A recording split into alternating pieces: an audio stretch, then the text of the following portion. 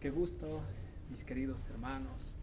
Reciban un cordial saludo de parte de Gabriel. Hoy hacemos una breve introducción a la epístola de Judas. Y bueno, quería darle gracias a Dios por este hermoso día, por este fantástico día, porque Cristo es el que nos da ese deleite y ese gozo para poder disfrutar de su presencia. Judas fue considerado como el medio hermano de Jesús, ya que él fue uno de los 4 medio hermanos que tuvo Cristo. Recordemos que María fue desposada por José y obviamente José con María tuvieron otros hijos, y en el ámbito humano pues Jesús tuvo hermanos. Por eso les digo, Judas fue medio hermano. Quiero tomar en consideración que cuando hablamos acerca del autor y de la fecha, Judas era un nombre común que se usaba en el pueblo palestino. Por lo menos 8 nombres de estos fueron nombrados en el Nuevo Testamento. El autor de Judas generalmente ha sido aceptado no como Judas Iscariote, porque a veces hay una confusión, sino como Judas, el hermano de Jacobo. Ahora aquí dice Judas, siervo, en el verso 1, de Jesucristo y hermano de Jacobo, a los llamados santificados en Dios Padre y guardados en Jesucristo, misericordia y paz y amor os sean multiplicados. Note usted que Judas, al inicio de esta epístola, él no se presenta como un apóstol, pero sí como un siervo. Es probable que después de la resurrección de nuestro amado Señor Jesucristo, Judas haya sido salvo, y es por eso que esta epístola fue tomada directamente como una epístola inspirada por el Espíritu Santo. Obviamente Judas fue inspirado por el Espíritu Santo para poder escribir esta epístola. Si bien es cierto, en aquel tiempo, como les estaba comentando, hace más de 2000 años hubo un auge de las falsas doctrinas, de la apostasía, y obviamente el gnosticismo estaba creciendo. Sin embargo, Dios usa a este hombre para advertir a la iglesia en ese tiempo y hoy también en día. Iniciando esta palabra, dice Judas, siervo. Entonces, recordemos nosotros que él se presenta como un doulos. La palabra siervo en el griego es doulos, que quiere decir esclavo. Él reconoció que no estaba por sobre encima de Cristo, sino él reconoció que estaba en esta tierra para obedecer a Dios. Un esclavo no tiene derechos, escúchame bien, cuando hablamos del doulos, un esclavo no tiene derechos sobre su amo, o no puede exigirle a su amo cosas. El esclavo está llamado directamente a hacer lo que su amo le dice.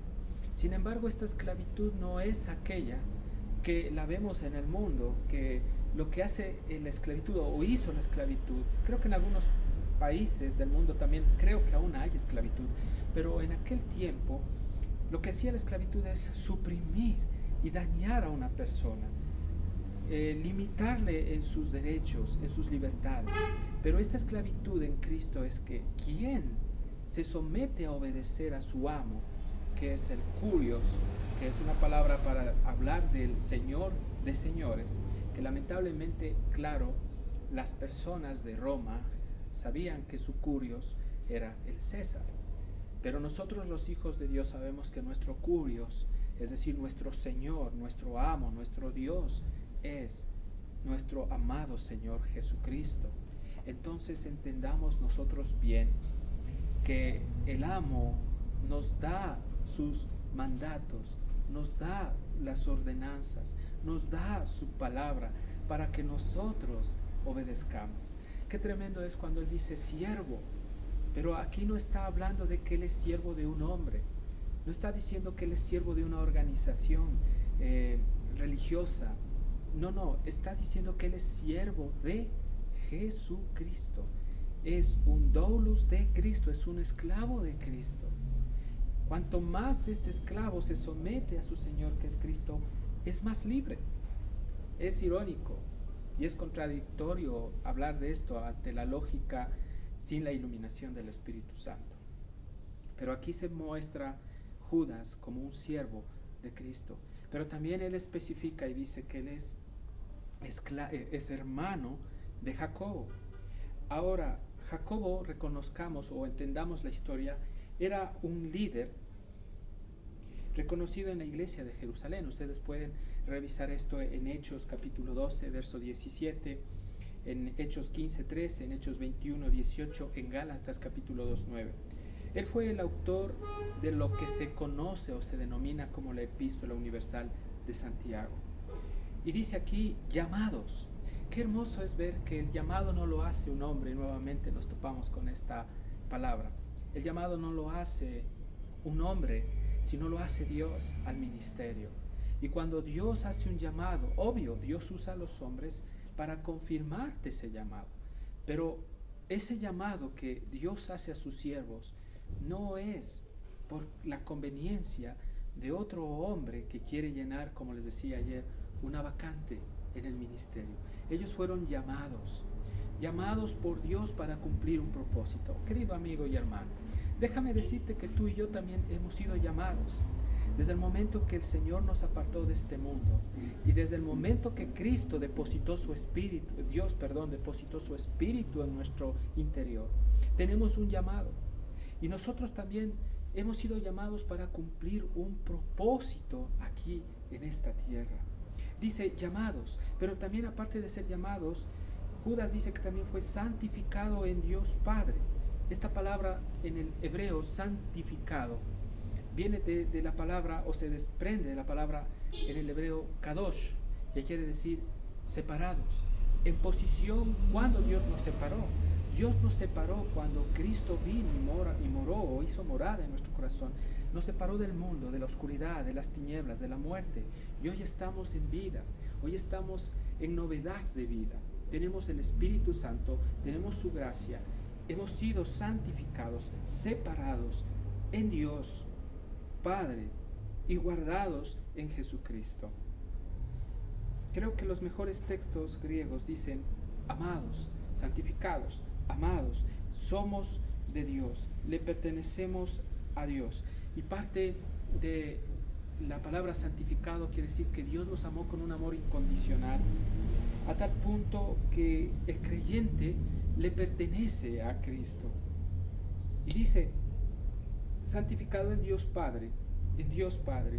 Recuerda usted que el plan de salvación y su cumplimiento no vienen de los hombres, viene de Dios, quien solo es el Padre en sentido de creación y origen de todo lo que existe, sino Dios es nuestro Salvador. Él es nuestro Salvador. Dice que hemos sido guardados en Jesucristo. Cuando habla de ser guardados, Dios no solo inicia directamente la salvación de manera parcial, sino que cuando Él toma a un hijo, Él lo hace de manera completa. Dios te toma, estás en un proceso, y en este proceso tú vas a experimentar, querido amigo y hermano, la transformación que viene de parte de Dios a través del Espíritu Santo por medio de la palabra de Dios. Pero cuando dice guardados en Jesucristo, habla también de que Dios nos tiene asegurados al creyente para vida eterna. Mis queridos hermanos y amigos, quiero darle gracias a Dios por esta breve introducción de esta carta de Judas. Avanzamos con este hermoso tema, esta hermosa epístola. Soy su amigo Gabriel. Que Dios los bendiga.